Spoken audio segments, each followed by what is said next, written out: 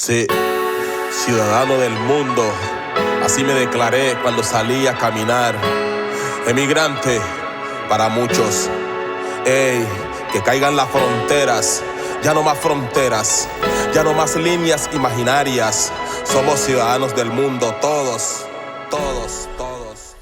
Bueno, mi gente, aquí estamos de regreso a La Voz del Viajero. Después de unas largas semanas, ¿no, Chucky? Sí, Estamos de regreso, un día súper importante. Chucky, coméntanos a quién vamos a entrevistar hoy, a quién tenemos aquí en el plató. Buenos días, mi gente. Sí, cierto, una larga pausa, pero aquí estábamos, Calma Pueblo, que vamos a seguir con las entrevistas, trayendo gente maravillosa, como siempre hemos dicho. Y cierto que dice Ali, hoy traemos a Alejandro Padrón. Algunos puede ser que les suene un poquito el apellido y sí, vamos por esas mismas ramas, porque ese escritor venezolano. Hoy yo me siento de orgullo de entrevistar a gente con este talento y con su trayectoria, así que hoy vamos a conocer un poquito de él. Sí, señor. Alejandro, buenos días, bienvenido. Buenos días, muchas gracias por la invitación. Bueno, nos alegra que estés hoy aquí. Me ha encantado conocerte hace unos meses y he quedado y que, guau, yo necesito llevarlo al plató. Y bueno, yo quiero que les cuentes un poquito a la gente. Has viajado, hoy te encuentras aquí en Calella, pero vamos a iniciar de dónde vienes. Me hablaste ahora que vienes de un pueblecito de Monagas. Sí, yo nací en un pueblo de Monagas llamado El Rincón, y de ahí me fui a los 6 años a Cumaná, mi patria chica, como yo digo. Ahí estudié bachillerato y luego emigré en mi propio país hacia Mérida, a la Universidad de los Andes, y allí me gradué de economista y luego salí por la propia universidad a hacer un posgrado. Y luego regresé a la universidad como profesor y estuve 35 años en la docencia y en la investigación. Y luego de allí salí a hacer un posgrado en París. Estuve 5 años, me doctoré allí en la Sorbona. Y bueno, a partir de allí todo ha sido vida, viajes y todo lo demás, ¿no? Y bueno, estuve dedicado en muchos años, eh, fui cineasta, hice películas que se estrenaron en las salas de cine en Venezuela y luego me dediqué a la escritura. Alternaba mi enseñanza con la escritura y bueno, luego me vine a pasar un tiempo con mis hijos aquí, me agarró la pandemia y estoy aquí atrapado, entre comillas, porque es un atrape que tiene que ver con la belleza de la región, pero también la nostalgia de lo que significa un exilio, digamos, voluntario, de cierta manera, y aspiro alguna vez volver a mi terruño, Bueno, Mérida. bueno, está bien. ¿Y Interesante. quedas familia tuya ahí ahora en Mérida? Bueno, la única familia que tenemos es en mi casa, que está allí prácticamente como un hijo nuestro. Yo tenía una librería en Mérida, Vale. ¿no? Después que me jubilé, monté una librería llamada La Ballena Blanca, que se terminó hace pocos días, porque ahí estaba con la Santa María, como decimos, aquí dicen la La persiana, persiana, sí. con la persiana baja, pero todo adentro estaba idéntico como yo lo dejé.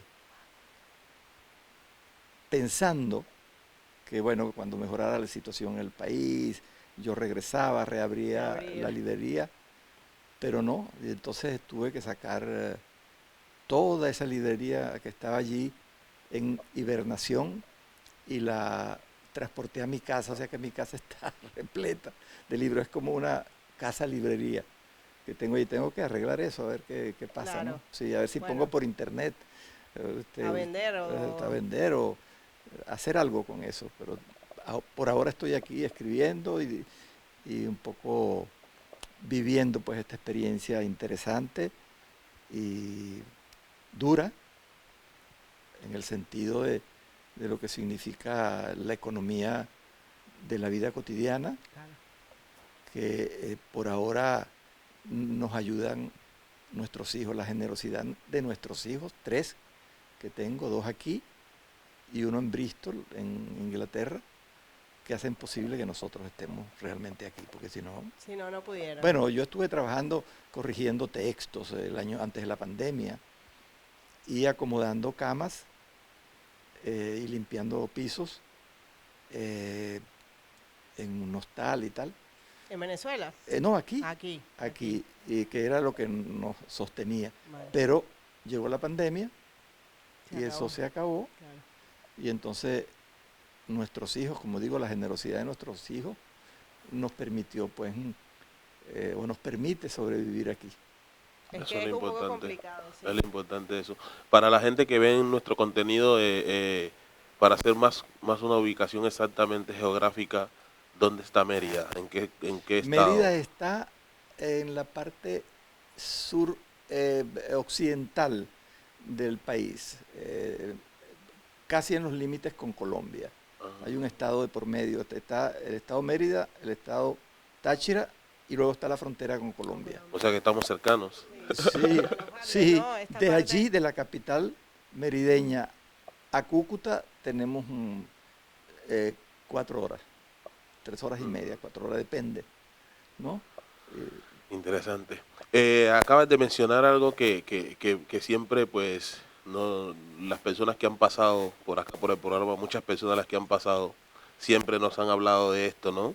A veces venimos de nuestros países siendo escritor, siendo médico, siendo doctor, siendo artistas, o sea, teniendo una profesión allí que la cual desarrollábamos allí, ¿no? Y Exactamente. muchas Llegas veces aquí. donde llegamos acá y nos toca hacer cualquier trabajo con el hecho de salir adelante, ¿no? Claro. Entonces, ¿causó algún impacto para ti el estar acá y tener que ir a limpiar, ir a hacer trabajo que quizás Mira, en tu tiempo antes no lo habías hecho? no, mira, fíjate, ha sido un proceso interesante porque, bueno, yo siempre he trabajado no solamente en la docencia, hasta como te digo, en el cine, he hecho algunos oficios cuando estuve en París, fui chofer de una persona incapacitada, un niño de 32 años prácticamente, lo llevaba a 30 kilómetros fuera de París, lo recogí en la tarde y tuve mucho tiempo con el vehículo con el coche de la familia, lo iba a buscar.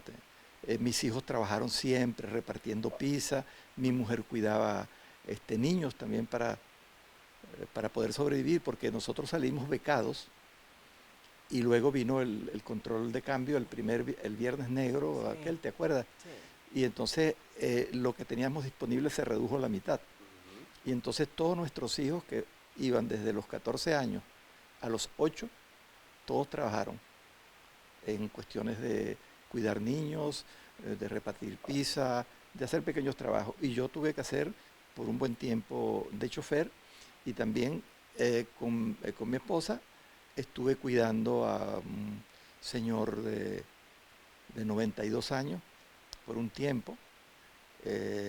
Y bueno, ese tipo de cosas Claro, hacíamos para salir adelante. para salir adelante. Entonces, de tal manera que el trabajo no nos es extraño, no pasa nada, no ha habido ningún traumatismo por eso, porque entendemos que uno tiene que trabajar para poder sobrevivir, ¿no? ¿Cuál es el impacto? El impacto es la economía, ¿verdad? El impacto es encontrar de pronto incomprensión en algún sector, pero bueno, ya uno está grandecito como para entender que está en otra parte, que se tiene que adaptar a las reglas, el idioma también, para trabajar en Barcelona y en esta región siempre es el idioma. Yo tuve que hacer un curso, 3 niveles de catalán. No hablo catalán, lo entiendo. ¿O parlas una mica? Una mica, sí, una mica, sí, sí. Y bueno, a veces tengo que incursionar en frases cortas, etcétera, pero simplemente porque de verdad no domino el idioma, ¿no? No te sientas mal, yo tampoco. Sí, Lo he no, intentado, pero...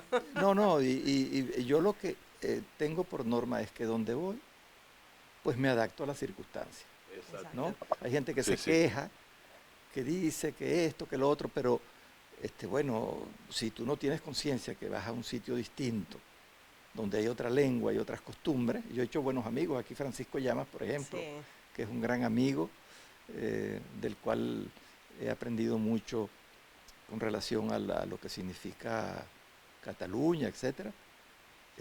Nada, te tienes que adaptar, te tienes que adaptar. sí, porque Ahora, además es que llegas y no puedes decir, oye, esto es malo, no. no, Sí, Porque sí, en tu sí. país se hacía distinto, sí, entonces no es malo, es diferente. es diferente. Y No, hay que adaptarse. yo, Pasas la yo, vida Claro. o sea, igual el ser humano siempre está creciendo, ¿no? claro, Pero se denomina que cuando eres niño es cuando más estás en la etapa esa de querer hacer y crecer, ¿no? claro. Pues esa es la vida del viajero. El viajero. Sí, Sí, Estar sí. constantemente sí, creciendo. sí, claro, Creciendo de todas maneras, yo fui viajero en mi juventud. Ahora, estos viajes eran para visitar a los a los nietos niños. Claro. y tal, y nos agarró aquí una situación, nos tuvimos que quedar y bueno, a adaptarse. Ahora, a mí me encantaría, ¿Estás aquí con tu esposa? ¿Tienes esposa? sí, Sí. sí, vivimos aquí en la calle San José ¿Con la madre de tus hijos? con mi esposa allí. ¿Y por qué vivimos aquí? Porque cuando dejamos nuestros trabajos que hacíamos, mi mujer es socióloga, asesoraba tesis, también limpiaba junto conmigo, hacíamos las camas y trabajamos en una cuestión de esta de Airbnb. Vale. Y entonces Sí. acomodábamos las camas, limpiábamos el piso y tal, y eso nos permitía vivir. Eso desaparece y entonces, bueno, tenemos que afrontar la situación. Entonces, ¿qué hicimos? Vivíamos en Barcelona y dijimos, bueno, como esto lo tiene que sufragar nuestra familia, vamos a irnos a un sitio Más económico. más económico. Después me encuentro que no es tan económico, pero Ya. bueno, lo que sí fue económico haber conseguido un piso muchísimo más barato que en barato. Barcelona. Sí. Y teniendo en cuenta que en Barcelona es bastante complicado dependiendo Sí, los tiempos para conseguir habitaje. claro, nosotros conseguimos en el Clot, un barrio muy, Sí. muy Sí, agradable. conozco el club. Y entonces, bueno, nos vinimos acá y aquí nos sentimos bien. Nos sentimos bien, tenemos una rutina, yo de escritura, salgo a caminar por ahí por un maravilloso bulevar que es la playa, allí tal, hasta cerca del faro ese. Eso me mantiene activo y luego me siento a escribir hasta altas horas. Bueno, qué buena rutina. Bueno, yo te tengo que decir que yo ya conocía de ti. ¿Así? O sea, ¿cuántos años? 15, ya voy como para 15 años casi aquí. Y casi desde siempre voy a desayunar al mismo sitio. A la librería, el bar Cervantes, ¿no? El de la Lesi. Ajá, Y ahí escuché hablar de ti. ajá.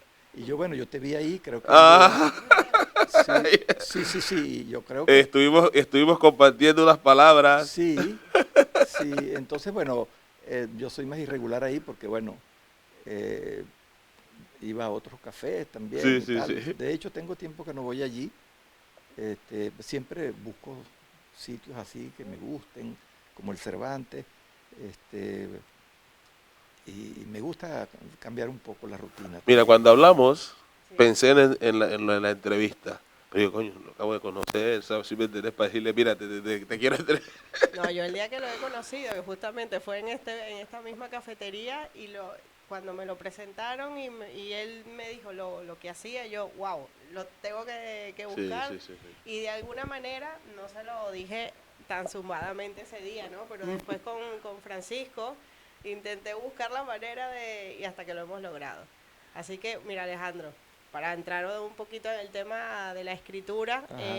¿cuándo iniciaste en tu juventud? ¿Fue que iniciaste a escribir? Fíjate, para mí la escritura es un proceso eh, que se descubre con la lectura. Y entonces yo siempre he sido un lector.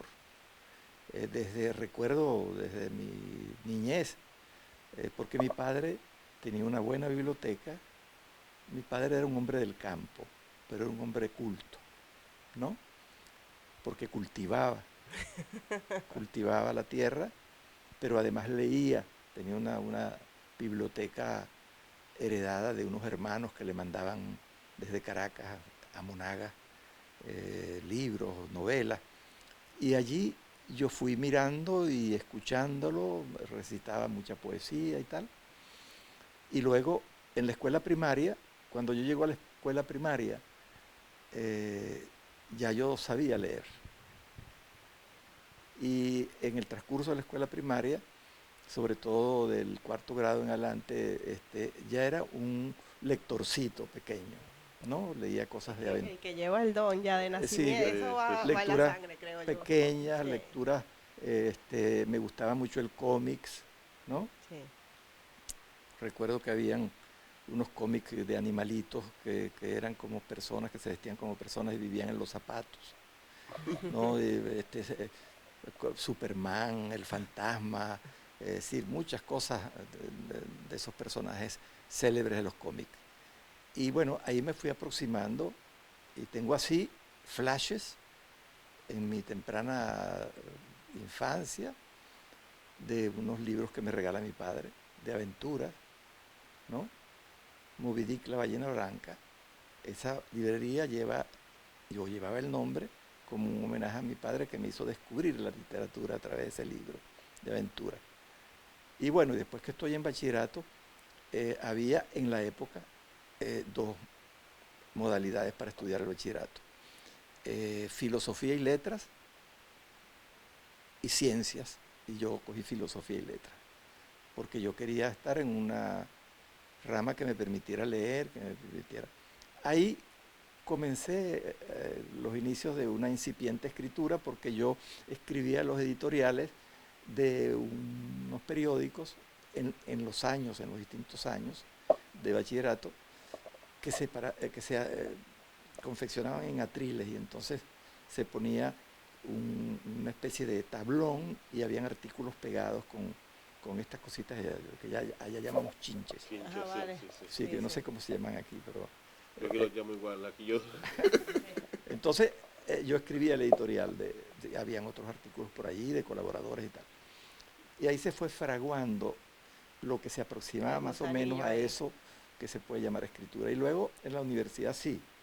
En la universidad mi oficio de docente y de investigador, de haber dirigido una página en un periódico durante un par de años de provincia, y haber escrito artículos, ya comenzaba a escribir mis primeros cuentos, y luego, bueno, como el tren sobre rieles, ando solo. Bueno, ¿y cuántos libros hasta el momento llevas? Yo he contado por ahí 11, pero Sí. Confírmame si estoy en lo cierto. Sí, son 10 libros y una crónica. Vale.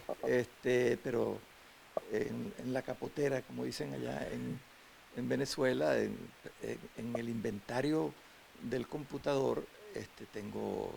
¿Tienes más cositas? Sí, tengo cosas que voy sacando a medida que la inspiración me dice, bueno, esto es lo que tocó ahora. Tengo novelas que están allí reescribiéndose con la relectura y tal.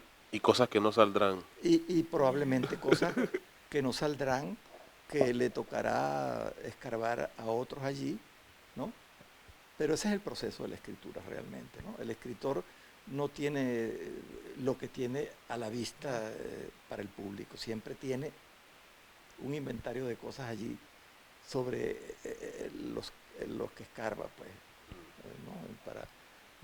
Entonces, poco a poco va escribiendo. A veces tienes una novela que estás escribiendo y de pronto cualquier aroma, cualquier paisaje, cualquier conversación con un amigo te genera la escritura de una novela, y paras lo otro y sigues escribiendo. O un cuento, o un reportaje, o una crónica.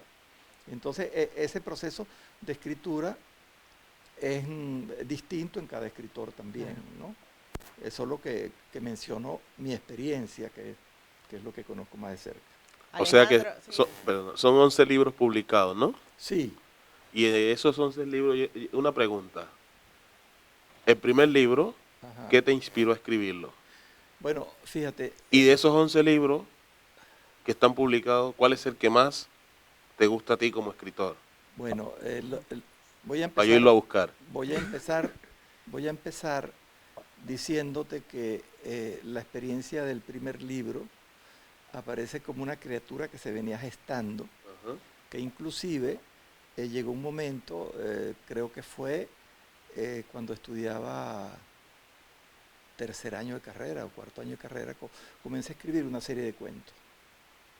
Pero claro, yo no me atrevía a publicarlos, ni siquiera a mostrarlos. Y llegó un momento en que me puse a ver y sentí, después de múltiples lecturas, pensé, aquí hay algo que puedo dar a conocer. Y entonces yo mismo escribí a máquina el libro cuando existían las máquinas. Sí. En mi tiempo, que sacaba una copia, se ponía un papel carbón y entonces salía y tal. Y confeccioné un libro que yo mismo edité y lo dejé allí.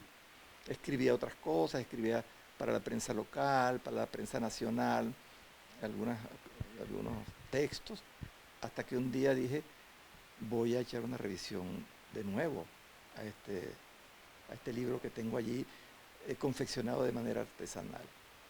Y lo escribí y me lo publicaron y con él me invitaron a una Bienal de Literatura en Cumaná, la Bienal Antonio Ramos Sucre. Y allí empezó ese periplo de la escritura a correr poco a poco. ¿Cómo se llama ese libro? Un cierto regreso. ¿Que ese es el primero? Ese es el primero. Perdón, que son cuentos que están al borde de la vigilia y el sueño, que se confunden. Cuando tú los lees, dices, bueno, estoy soñando, o está soñando, o es verdad lo que está diciendo. Entonces, esa frontera entre lo real y lo imaginado trata ese primer libro, ¿no? Sí, después... ¿Y el que más te gusta? ¿Ah? ¿Y el que más te gusta? Bueno, fíjate que esa es una pregunta que yo no te la puedo responder con precisión. Ya sé que es dura. Sí, porque eso es como tener unos hijos y preguntarle a alguien a quién quieres más. ¿A quién quieres más? Es a quién quieres más, ¿no? Los quiero a todos y por cada uno siento un tipo de afecto particular, ¿no? Pero nunca, es decir, es como si eso fuera la totalidad de una obra que tienes allí, ¿no? ¿Hay alguno que sea así más en sentido de personal, de ti o...? Bueno, fíjate, yo tengo una apreciación sobre el hecho escritural. Yo creo que toda obra es autobiográfica. Simplemente que tiene matices que te hacen ver a ti a veces que es otro tipo de cosas distintas a ti. Pero es imposible para un escritor, así escriba ciencia ficción y se imagine una historia en Venus, que no tenga cuestiones autobiográficas, porque todas las referencias están ancladas en una realidad o en una imaginación interior. Sí. Entonces, eso quiere decir que todo lo que tú pones sobre el papel, así lo inventes, porque es que, claro, lo que tú escribes, como yo y como mis amigos, que escribimos literatura de ficción, nosotros elaboramos todos un andamiaje que es una gran mentira, pero una gran mentira en el sentido de dar un producto para cautivar, más que para cautivar, para hacer creer a la gente que todo lo que tú escribes es verdad. Y entonces allí entra el problema de la verosimilitud. Por eso es que a veces leemos un libro y de pronto decimos, ah, no, esto no me lo creo. Yeah. ¿No? Y eso es lo peor que puede pasar para un escritor, que no te crean. Sí. Alejandro, una de las cosas que ha vivido Alejandro este año es que a pesar de que inició el último libro, que me lo has dicho antes, por iniciar a escribirlo hace muchos años. Sin embargo, lo ha culminado aquí y ahora está ya a la venta. Y yo creo que me hables un poquito, París siempre valía la pena. Sí, bueno, eso viene de lo siguiente. Quizás la génesis de ese libro tiene que ver con la lectura de un autor que yo aprecio mucho, cuya escritura me ha influido a ser preciso, a tener un ingenio en la escritura, que es el escritor norteamericano Ernest Hemingway, que como todos sabemos se suicidó el año 1962 metiéndose el cañón de una escopeta en la boca y disparándose. Una vida muy compleja. Entonces yo, cuando estaba muchacho, leí un primer libro de él llamado El viejo y el mar, ¿no? Que a mí me impactó mucho porque ese libro lo leí en Cumaná, y Cumaná es la costa, y ese libro se refería a un pescador que tenía detrás, hace mucho tiempo, tratando de pescar un pez espada, esos que llaman un pez espada. Y no podía. Y el hombre era muy mayor. Y lo pescó y lo llevó al fin a donde quería, su puerto, pero ya llegó destrozado porque se lo comieron los animales. Entonces, un poco era el tesón, la búsqueda de lo que quería. Y eso me atrapó, esa lectura. Y luego, de ahí aprendí a verle el hueso o los huesos a los escritores que me gustan. Entonces yo comencé a explorar y a buscar todos los libros de Ernest Hemingway y comencé a leerme los libros de cuentos, las novelas y tal. Cuando yo voy a París a hacer mi posgrado en la Sorbona, enviado por la Universidad de los Andes, yo me doy cuenta de lo que había leído y había estudiado sobre la biografía de Hemingway, que Hemingway había vivido en París desde 1921 a 1926. Pero no solo eso, yo comienzo a descubrir los lugares que visitó Hemingway mientras yo estudiaba allá.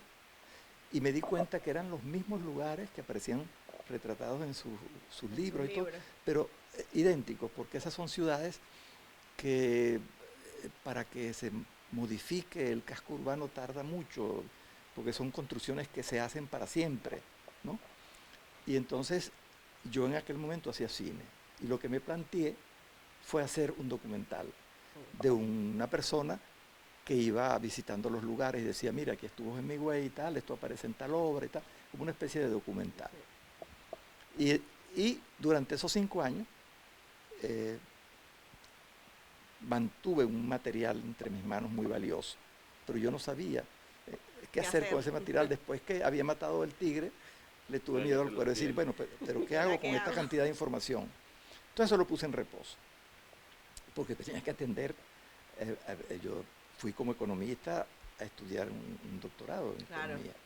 Entonces yo tenía la dicotomía, es decir, me vuelvo de una vez cineasta y dejo esto que se lo lleve el diablo, pero no, yo tengo una responsabilidad con mi casa de estudio. Cuando yo regreso, el año 93, a Mérida, a mi universidad, comencé a darle vuelta a ese material, lo veía allí, veía las fotos, sobre eso iba, hasta que un día escribí un párrafo que me salió sobre este joven recién casado que llegó a París, que venía de la guerra de Italia, tenía 17 años cuando él dejó Italia, venía con una pierna herida, de esquirlas de ametralladora, se curó en Estados Unidos, algún personaje importante, ella le recomendó que la crema de la intelectualidad y todo lo que pasaba en el mundo estaba en París, a nivel de la escritura, y él se vino a pasar su luna de miel en París, y estuvo desde el año 1921 al año 1926. Y escribió un libro, un pequeño librito, que es muy famoso, que se llama París era una fiesta, que salió después que él se murió. Él no vio salir ese libro. Y ese libro es una delicia de los años que él vivió en París. Cuando yo leo ese libro, yo digo, yo lo que quisiera hacer es una cosa parecida a esta, pero no voy a hacer una copia de esto, ni qué voy a hacer. En ese librito hay una nota previa al libro que dice de él, no todo cabe en un libro. Yo tuve que dejar afuera una cantidad de hechos y conocimientos de personajes como Miró, Picasso, y comienza a mencionar una serie de eventos y de personajes que no pudo incluir en el libro. Y ahí se me prendió el bombillo, como decimos, y dice, yo voy a contar lo que dejó de contar Hemingway. Porque claro, sobre Hemingway se ha escrito prácticamente todo, hay biografía, hay libros sobre sus libros, en fin, y yo digo, bueno, no es que yo quiero hacer algo original para acabar con la literatura y el mundo, no, yo quería hacer algo distinto, porque ya yo había leído mucho sobre Hemingway. Entonces, ¿qué hice? Dije, yo voy a contar lo que no contó Hemingway, pero dije, ¿pero cómo lo voy a hacer? Porque eso es en el año 21, y actualmente cómo construyo la ficción de este personaje que es el escritor. Y me inventé un periodista amigo de él, un año mayor que él, que supuestamente lo acompaña en sus andanzas, y que cuenta lo que dejó de contar Hemingway. Ese es el libro. Pues bueno, está Interesante, sí. Pues ya está a la venta en cualquier... En la casa del libro, en la FNAC. Ahora fui a la FNAC de Gloria. Sí. Y estaba humildemente mi librito ahí. Hombre. Muy bien. Vayan a comprarlo porque la verdad que la historia merece la pena leerla. Yo voy a ser una de las que de verdad, confieso, lo voy a buscar. A mí me gusta la lectura muchísimo y me encanta. Bueno, así se va generando una bola de nieve. Vas comprando, Sí, comprando. Sí. Claro que sí.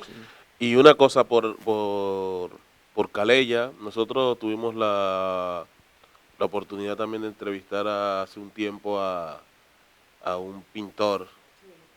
No sé si te acuerdas ¿cómo se llama? Manel. Manel, ¿vale? Y también le preguntamos sobre lo mismo, si había como algún tipo de asociación de pintores. ¿Existe algún tipo de asociación de escritores en Calella con el cual... No, fíjate, lo que existe es en Barcelona una peña que creamos una serie de escritores venezolanos que normalmente nos reunimos en un café que hay cerca del mercado de San Antonio de libros usados, donde vamos a pescar joyas nosotros. Vale. Nosotros llamamos eso pesca. Sí, mira, vamos a pescar un rato y regresamos al café y tal. Damos una vuelta y hemos encontrado tesoros por un euro, 2 euros. Aquí mismo en Calella hay un sitio por allí de un kiosco, por aquí por la calle esta que paralela a la playa, no paralela al tren. La Yubara. Exacto. Que hay un kiosco de La Vanguardia ahí. Sí, ese es aquí al frente de la Pía, casi de la Escuela Pía. Exactamente. Y entonces yo ahí he encontrado tesoros por 2 euros, por 1 euro. Sí, el Bacheil, creo que se llama Bacheil, algo así. Ajá, entonces, pero aquí no, aquí la única peña que tengo es con Francisco Llamas, que cada vez que viene nos reunimos a hablar sobre... Así te queda, así de ir a Sevilla con él. Sí, te queda me ha invitado varias veces, pero el problema es que Francisco va en el carro tomando fotografías y entonces yo digo, como es un trayecto largo, digo, oye, no me voy a atrever porque tomando fotografías... Va como un poco angustiado, ¿no? Sí, no, es tremendo fotógrafo, además muy gran amigo. Lo tengo ahí en la mira para traerlo. Francisco es el que también viene de la Lesi, ¿no? Sí, mira, Francisco es un gran... Sí, yo creo que sí quién es. Yo creo que de él sí que he leído un libro. Creo que leí un libro. ¿El escritor también? No, él lo que tiene... ¿Cuál es el otro que también viene aquí? Lo que tiene son libros de fotografía. Él es un agudo fotógrafo, tiene una perspicacia para captar los detalles de la vida cotidiana increíble. Y entonces, bueno, esa es una peña compuesta de 2. Nos reunimos y rotamos por los cafés de Calella a hablar pues de literatura, de fotografía. De literatura aquí no lo sé, pero seguro que debe haber alguna asociación. Yo he estado investigando por ahí, pero no he encontrado nada. ¿En la biblioteca tampoco? No he ido extrañamente, fíjate, a la biblioteca, pero no por nada, sino porque tengo una modestísima biblioteca de libros de segunda mano que me ayudan. No he tenido necesidad. Bueno, miento. Recientemente escribí una crónica para un portal muy importante en América Latina, quizás uno de los más importantes, que se llama La Gran Aldea, porque yo descubrí en el café de Alexis que Eduardo Galeano, Ujú. un escritor uruguayo, había vivido Sí, sí, sí. entre Pueblo Nuevo y Calella, Calella. y me puse a investigar y escribí una crónica sobre Eduardo Galeano que publiqué en ese portal. Y entonces ahí acudimos a la biblioteca de Pineda y de aquí a averiguar qué había de Galeano. Francisco me ayudó en eso, Francisco Llama, se interesó en ese proyecto mío y bueno, él habló con la bibliotecaria de Pineda, por la bibliotecaria de Pineda contactamos a Ana García, una increíble dama que vive aquí en Calella, que fue la esposa de Paco Frutos, un viejo dirigente comunista que ya murió hace tiempo y que conoció a Galeano. Y le seguimos el rastro a Galeano, y así fuimos entrevistando gente. Y bueno, ese es otro que también prácticamente todo está dicho sobre él. Entonces yo quería buscar más el lado humano de él. Y resulta que terminé conociendo la residencia donde él había vivido en Pueblo Nuevo. Después que pasas esa calle que limita a Calella, Calella, sí. hacia el final hay una calle por allí, un edificio que intenta imitar la pedrera de Gaudí. ¿Dónde está la estatua? ¿Por Sí. dónde está la estatua? Ajá, Cerca de la rotonda, ¿no? entonces Sí. fui allí a ese edificio y sabía por un folleto que nos dio el ayuntamiento de Pineda que en el ático de ese edificio había vivido Galeano. Entonces yo tenía, los que escribimos tenemos siempre esa cosa, yo quiero ver ese piso, yo quiero ver ese piso. Y entonces, y esa azotea que menciona Galeano, yo quiero ver lo que veía Galeano. Y comencé con ese grillo. Y un día se me ocurrió, en uno de esos paseos que yo hago por la playa, crucé y dije, déjame ver.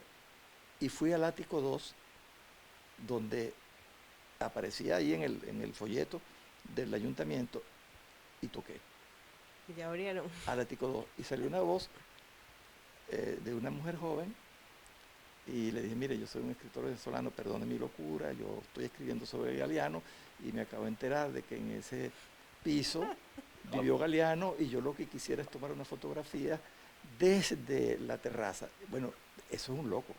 Es decir, A lo mejor ella ni sabía. Uno se convierte, Sí, es bueno, decir, seguramente a sí. cuenta de que vas a tocarle a una La persona, por favor. desconocida. Y yo esperaba lo que un ser normal tendría que hacer.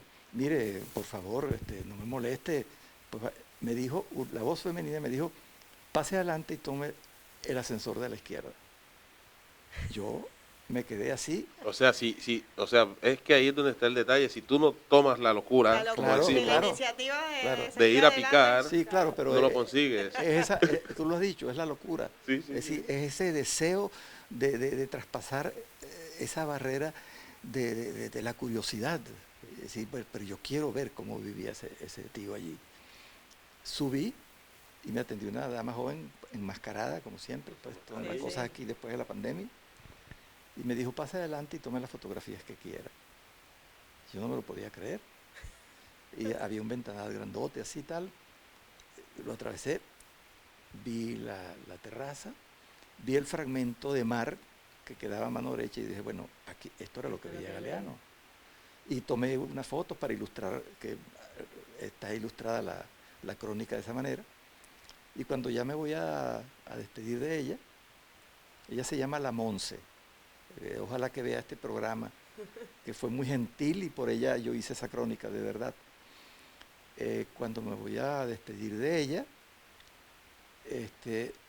le digo, mire, muchas gracias, estoy muy agradecido. Y me dice, espera un momento.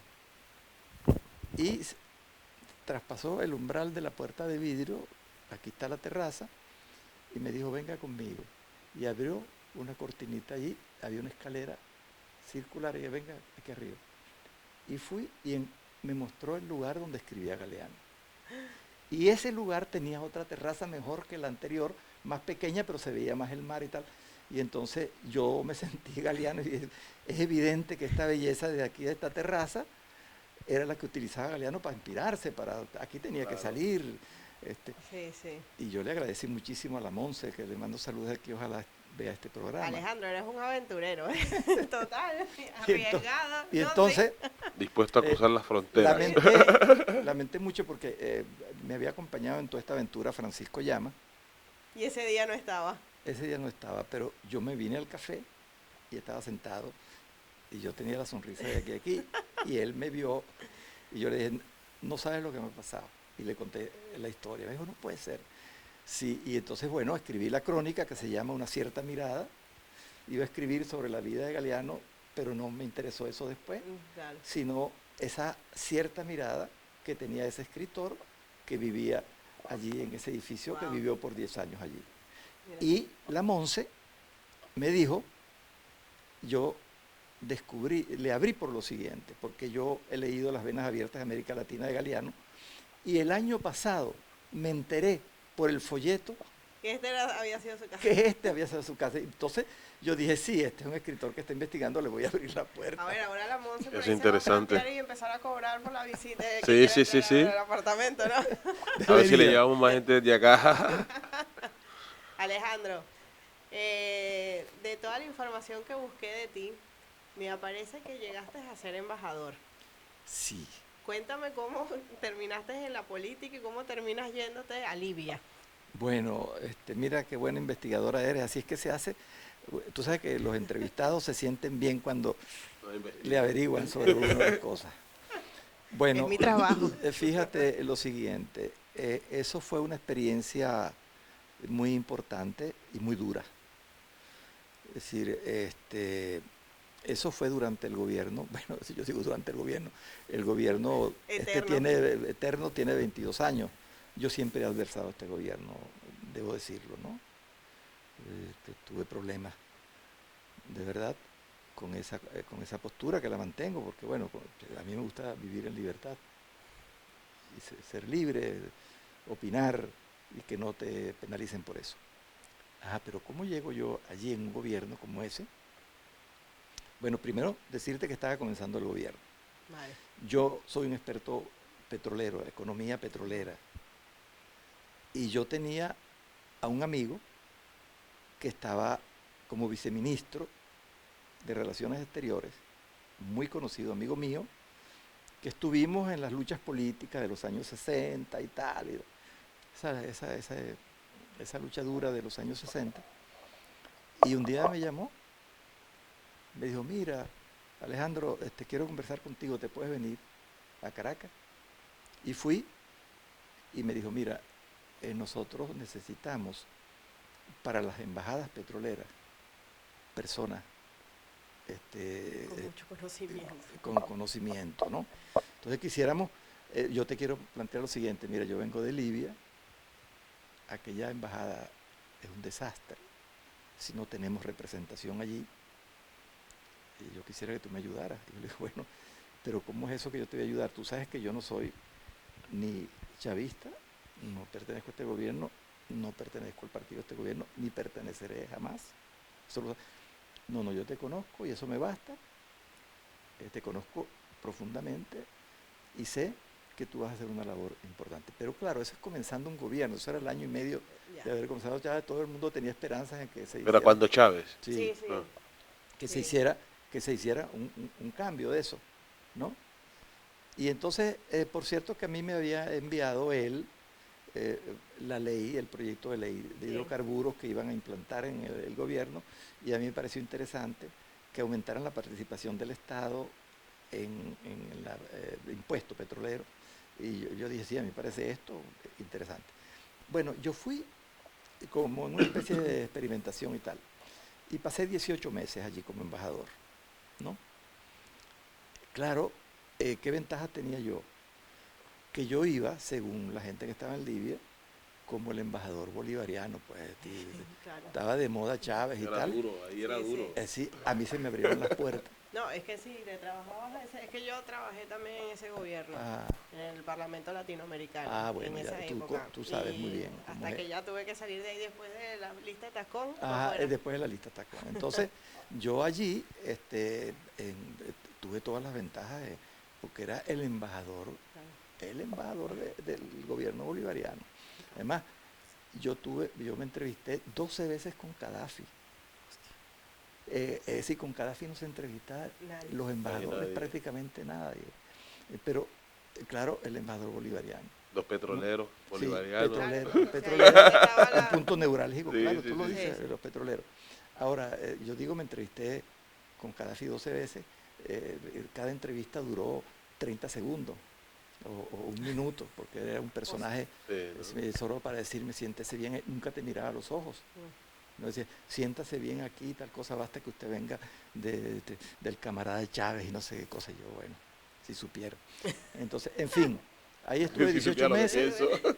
Ahí estuve 18 meses, tomé apunte, tomé todas las... De esto hay un libro. Sí, entonces yo escribí, el título del libro se lo puso el editor por escandaloso, ¿no? Sí. Yo fui embajador de Chávez, dice, y es mi cuento sobre Claro. mi estadía en Libia, ¿no? En esa dictadura terrible, feroz que viví por primera vez y que no quería que mi país viviera eso. Claro. Lamentablemente, bueno, allá se iban a formar los círculos bolivarianos, yo los vi, así que Sí, sí. no me pueden venir a echar cuento distinto. Y entonces, pero la experiencia positiva fue con el pueblo llano y común, porque yo me dejaba de tontería, me vestía así con ropa de paisano y tal, y me iba a caminar por Libia. Claro. Me metía a los cafés, me metía al cine, yo quería conocer. Y creo que Siempre. en un sitio como eso también tenés más posibilidad de hacerlo. Sí, pero... Esto no lo puedes hacer en un país latino, por ejemplo, sabes que todo el mundo te sabe quién vigilaban. es. Te vigilaban porque me llamaban del Ministerio de Relaciones Exteriores, embajador.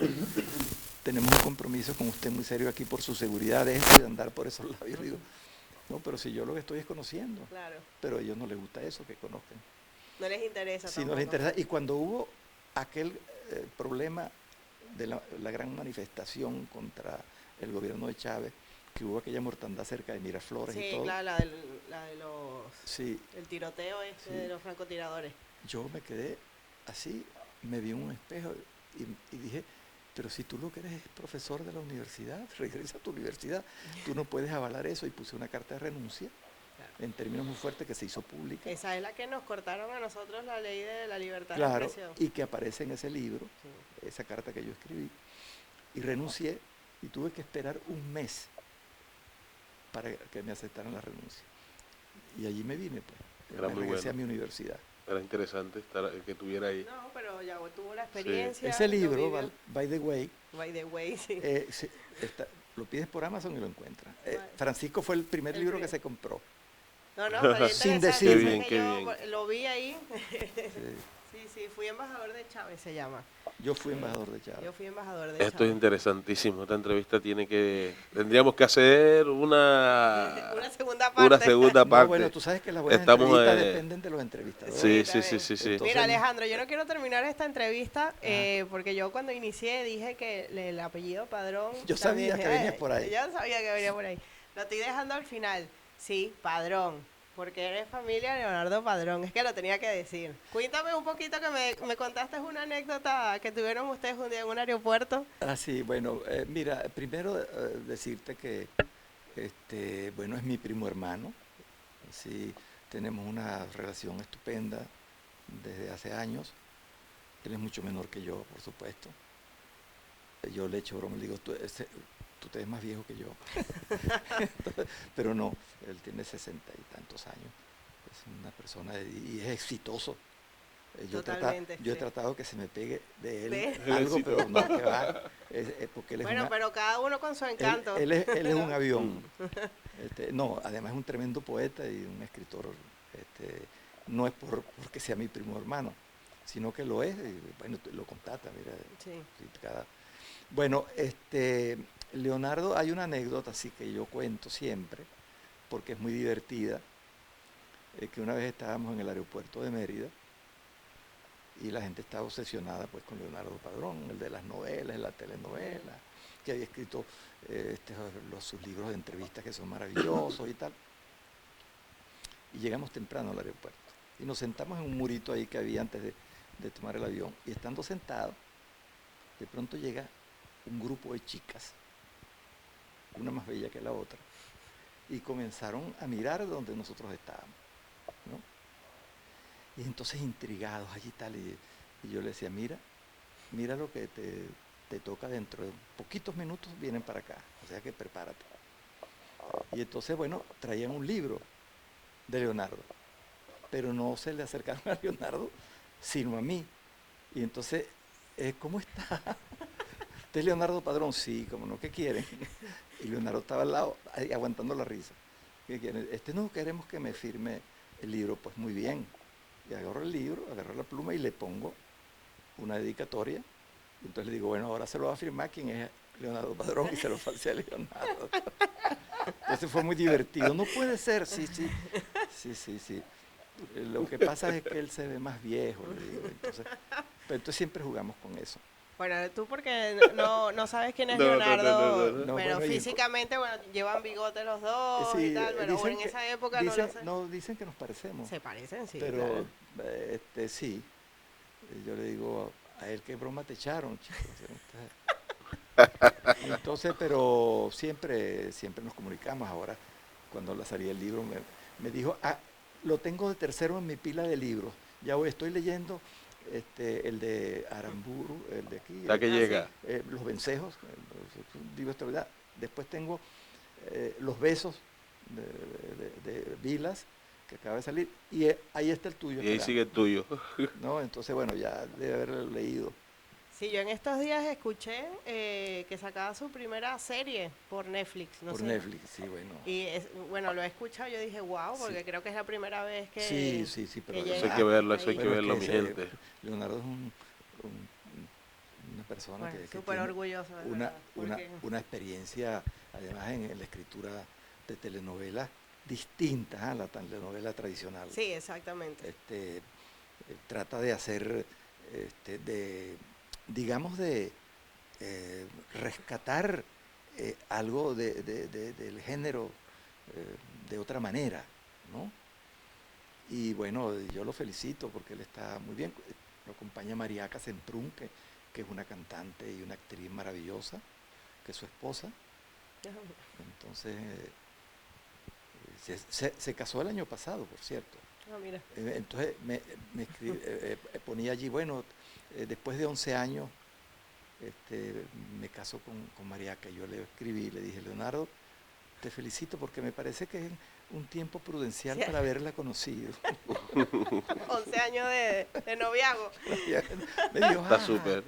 Ahí ya, si no la conociste, ya no la vas a conocer. Mira, Alejandro, bueno, Bueno, estamos mi llegando gente. ya al final del programa, Sí, pero que ya de se nos... seguro que volverás a esta casa porque vamos a seguir oyendo de ti y seguro que vendrán más libros y bueno, con tus nuevas aventuras, porque ya veo que eres un hombre aventurero total. bueno, yo Y la les próxima vez agradezco. traemos aquí la presentación de alguno de tus libros también. Claro, bueno, está la de ahora. Bueno, hay una presentación que se va a dar ¿Cuándo? en Barcelona, probablemente la última semana de enero. Yo les aviso. Bueno, avísanos que te Perfecto, lo vamos a sí, cubrir, claro. estamos ahí, Exacto. sí. Y en Madrid se va a dar en febrero, uno de los jueves de febrero, todavía no lo sé. Después tengo una presentación en Mallorca, también tengo una presentación en París, también, pero todo eso está por definirse, pero ya seguro que se va a dar en esos sitios. Como tú sabes, en Viena, Sí.